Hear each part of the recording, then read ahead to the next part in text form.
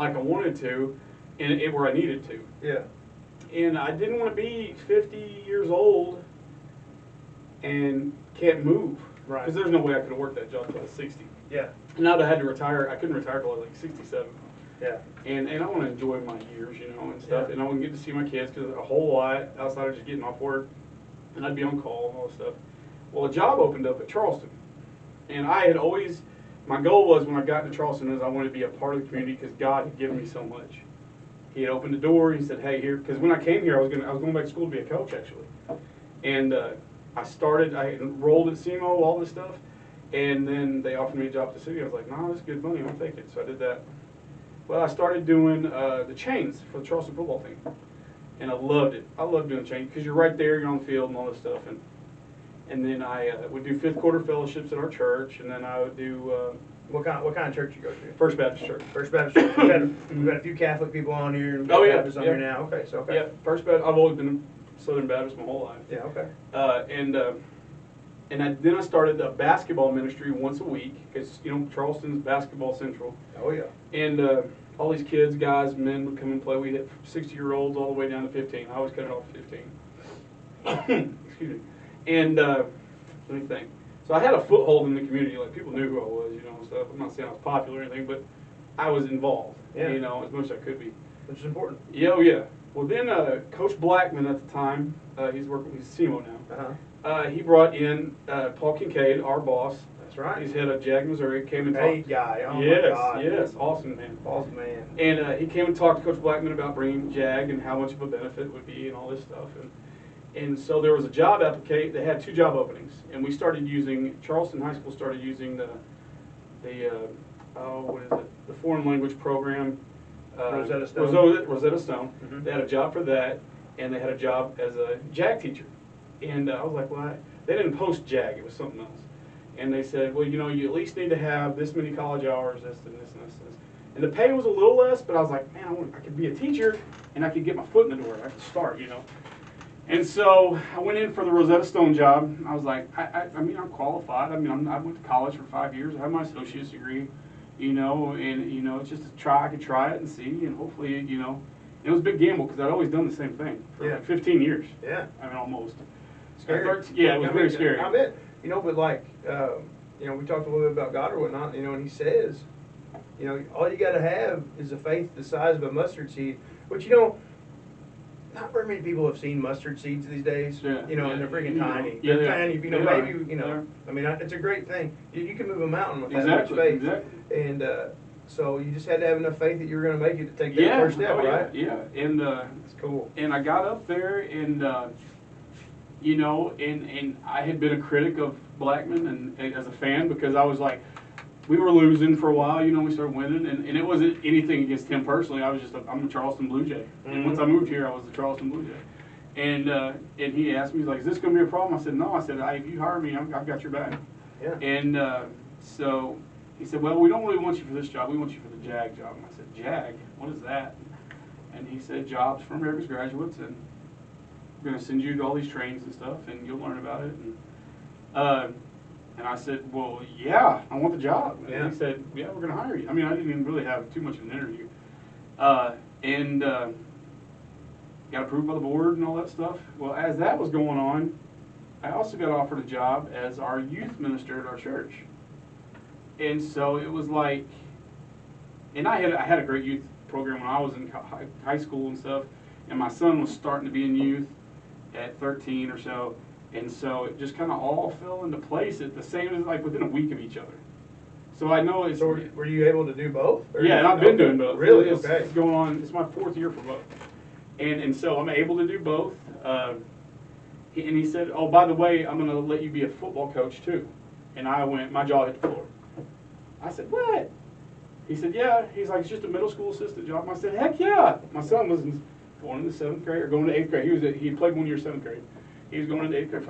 I get to coach my son. He wasn't very good, but at the same time, I get to be around my kid. Yeah.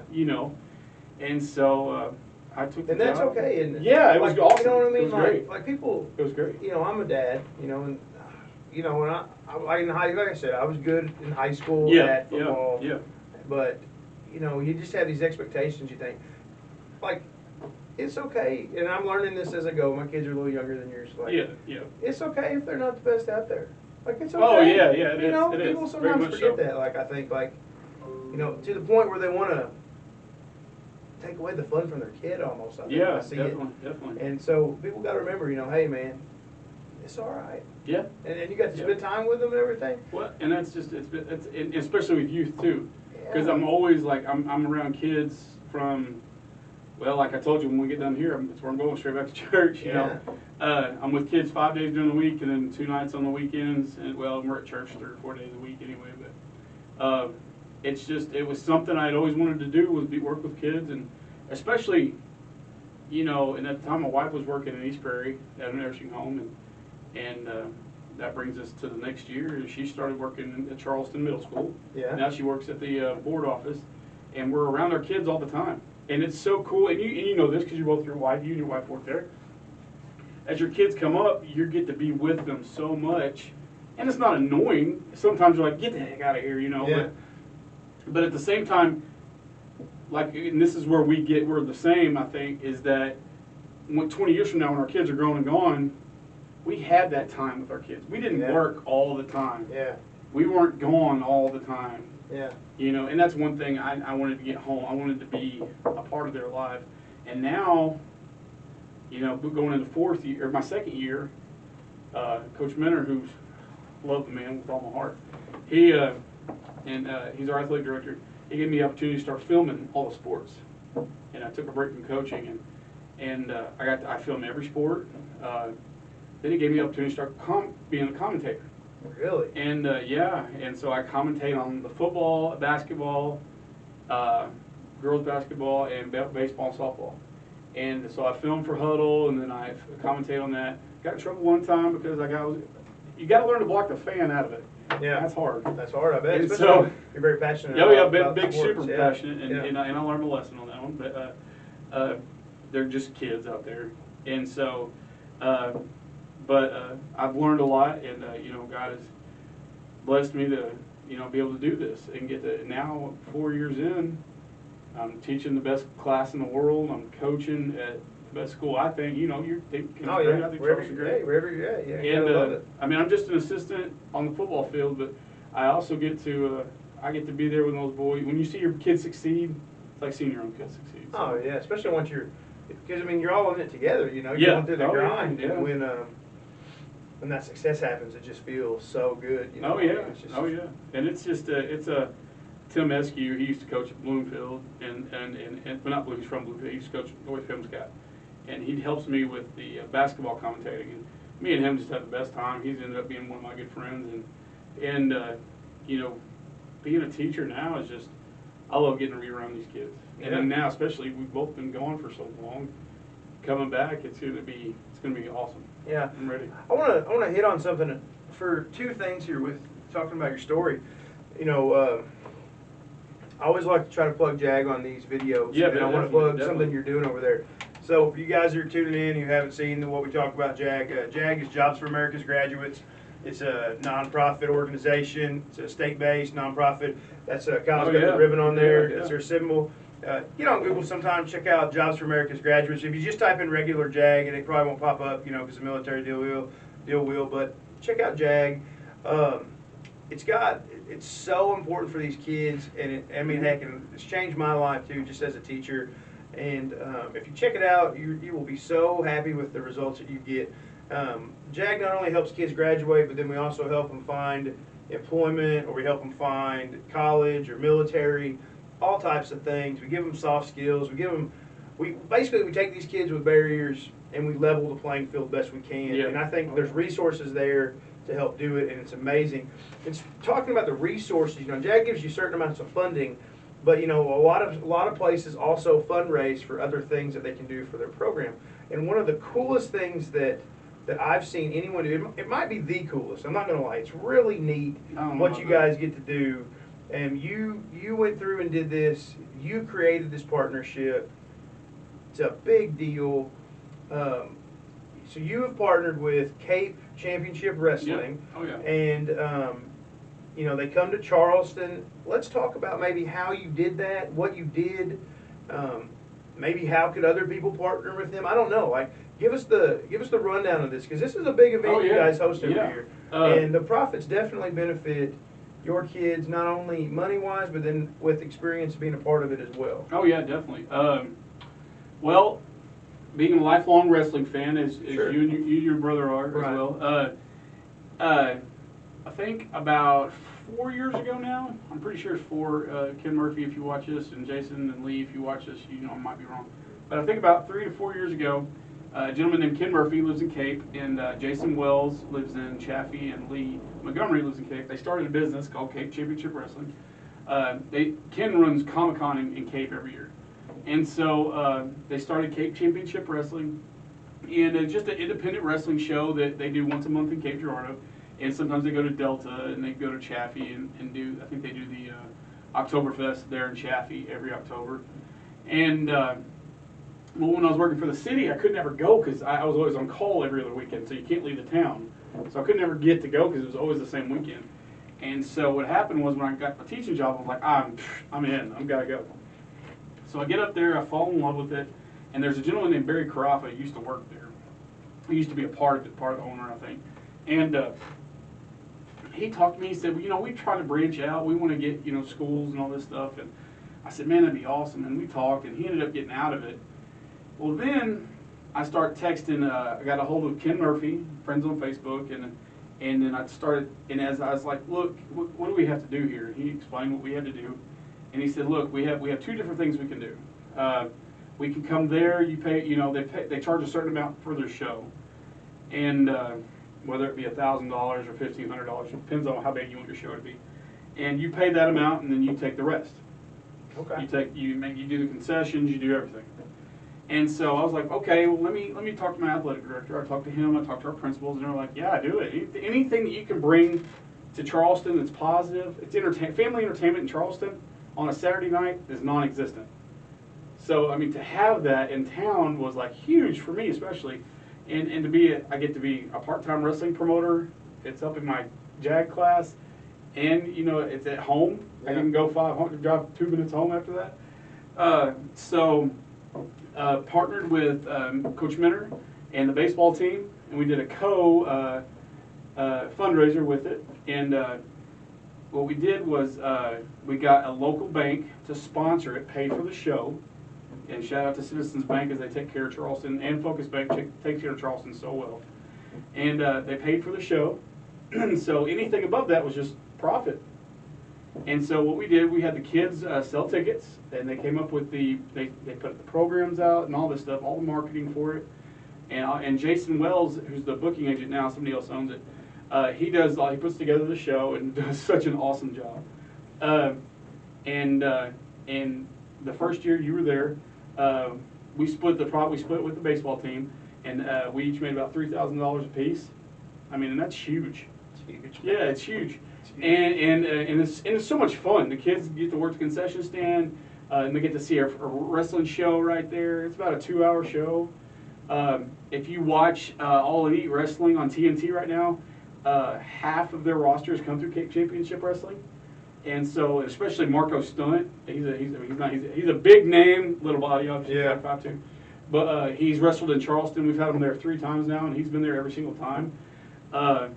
We did it so much. The first year went so good. We had 200 people that we did twice last year. This is where they do it a little differently. And this is for any school out there that wants to do this. You get a hold of Jason Wells, and you get that set up, they'll come to you, you know. And it's such good money, and it's such a good family event, you know. Yeah. There's nothing too vulgar or anything like that. And we had them in September last year, and they just used us as a regular show, but we got to do the concession stand and keep that money. Yeah. Well, I made like $500 that night. Right. But the kids who worked it got to see a wrestling show, because I try to have kids that have never seen a wrestling show. Mm-hmm. Some of them like, wrestling, that's fake. Well, yeah, it's fake, but it's just like anything else. It's entertainment. It's scripted, you know. It's like movies or Exactly, whatever else. It's like exactly. watching a... They call it physical Broadway, is what they call Yeah, it. yeah, I was about to say Yeah. play, yeah. So Yeah. yeah, okay, yeah, that's Yeah. cool, man. That's what Chris Jericho calls it anyway. And that's what, we got partnered up with them, and now, you know, I talk to Jason. I try to talk to him once a month, once a week, but we go We go every month almost to Cape to see it. And right now, we can't work anything out because obviously COVID. Right. But once everything's lifted, I mean, we're bringing them right back. Last year we had Rhino from WWE. He came, and this year we'll probably just have a real basic show. But I mean, just the fans in Charleston have come out and they love it, and I love it, and so it's a really good fundraiser, especially with JAG, and it's just something we do, and it's like you can see one JAG program, but you only see one JAG program. Like yours is different, mine's different, and all Yeah. that stuff, and that's where you say you guys do this cool thing. I think that your job fair is pretty awesome, but it worked out real well, and it's kind of a dream come true for me. So That's awesome. Man, I love it. I got 2 questions left for you. Yeah. Okay. I always ask the same last 2 questions. Yeah. One of them is, if you could have any superpower, what would your superpower that's be? it. I'd love to fly. Being able to fly. Wouldn't that be something? Yeah. Like a bird, man, you just Mhm. take off, you gotta mess with traffic, none of that mess. Yeah, You know, that'd be, I've always wanted to fly. I think that'd be cool. I wouldn't want to be invisible or anything like that. just be able to fly, that'd be sweet. Yeah. All right, so yeah, I got, yeah. all right, the last question is a little more serious. You know, we deal with kids who, and I'm hoping maybe some of the kids check this out on the podcast or Yeah, whatever. yeah. So we deal with kids at that time in their life where they're gonna go from being a kid to being an adult. And that's a big transition, regardless of, you know, what you do. Going from being a kid to being an adult, it's a huge transition. And I always wonder, I always ask everybody if they could give, you only get one. You only get one piece of advice to give. If you could only give one piece of advice to a kid or a young adult who's trying to figure it out and make their way in life, you know, what would that be? Well, I always go back to my dad, Ron Johnson. He has it's kind of a basic quote. If you just go by quote, it's just swing hard in case you hit it. He always used to tell me that when we played golf as a kid. He said, just swing hard in case you hit it. And I've always used that in my life, is that, you know, and I tell these kids, and you might tell them the same thing, you know, I'm always here. I'm always here. I'm always Yeah. going to be here. And so if you fail, come back and we'll find something else that works. But if you want to play sports, or if you want to go sing, or you want to go rap, or do this, do it now. Do it when you're 18 years old, because you can fail at 18 and bounce back. Yeah. I said, I decided at 35 years old that I had an associate's degree that I wanted to go back to school. Well, since then, you know, I graduated. I got my bachelor's. And now I finished my master's. And you know, and 5 years before that, there was no way. Yeah. And you know, I tell them that, and I say, look, I was able to do this. You know, when I was your age, I knew what I wanted, and I went and got it. But like kids who want to go, I've had a couple kids go play college football, and I said, look, go try it. You know, I mean, you're able right now. I said, you don't want to look back and regret it. And that's the thing about JAG. You know, we do follow up for a year. We help these kids even when they're already graduated. We're still there. So my thing is swing hard in case you hit it, because you don't know, you might get there and you know you're not around the same people you are at home. You're not around those people that might be burning you or jealous of you, who are wanting to be, they want what you have, you know. And so you're going to be around people, and we talked about at church this morning about it, who want to encourage you, and that's our job, you know, is to. And I always say, when people ask, what do you do for JAG? I say, well, I help kids get where they want to be, but also where they need to be. Yeah. So, and that's just, I think everybody deserves a shot, whether it be college sports or not college athletics, or just whatever they want to do. Trade, if they want to go in the military or trade school or college, we can get them there, you know. Man, that's cool. Yeah. So swing hard in case you hit it. Yep. There you That's go, it. brother. Kyle, man, it's been a pleasure having you on this Appreciate week's you having me, episode. man. I'm sure we'll always partner up and do all kinds of crazy things. There Always, you go, bro. always. Bash Brothers for life. You know it, man. Thanks a bunch, and man, I'll see you soon. All right, thank you. All right.